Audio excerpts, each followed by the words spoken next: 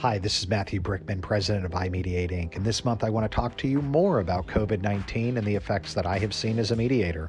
Like I mentioned last time, I'm not giving any legal advice. To find out how this information may apply to your specific case, please either contact me for a recommendation for an attorney who can provide you legal advice or consult your own attorney if you have one. So let me address question number one that I have received online.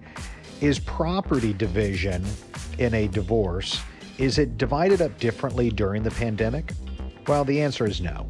Property is not divided up in a different marital portion, but property may not be selling as much during COVID.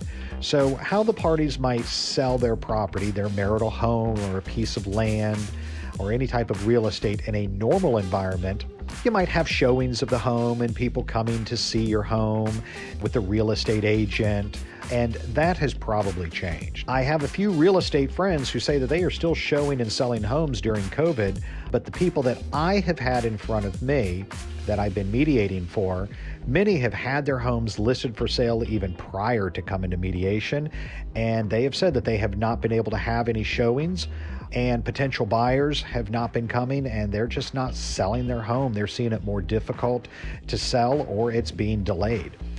Along the same line of discussing the home, another issue that keeps coming up is this stay-at-home order that we have had in Florida and how that might affect time-sharing and the court-ordered parenting plans. So, at least in Florida, stay-at-home orders have been in place except for necessary travel, and the courts have been saying that as far as time-sharing goes, you have a court order until you have a new court order, so time-sharing is to continue as ordered. What I have seen on occasion, and we as a society really need to see more of this, and that is cooperation between the parties.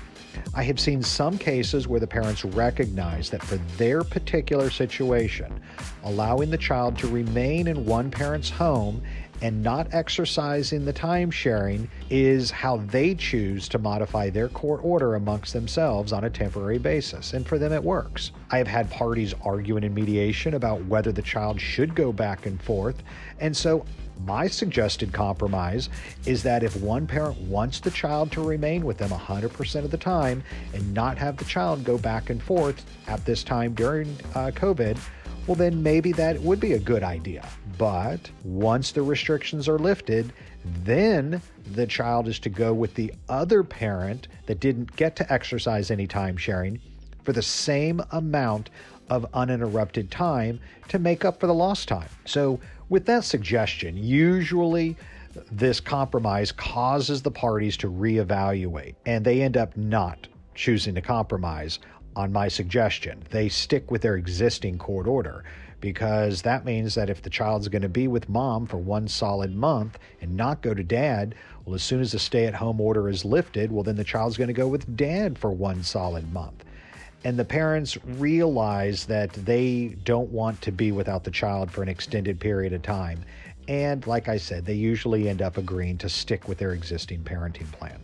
For more information about my services, and to help me help you negotiate your situation, you can always call me toll-free at 877-822-1479, local at 561-262-9121.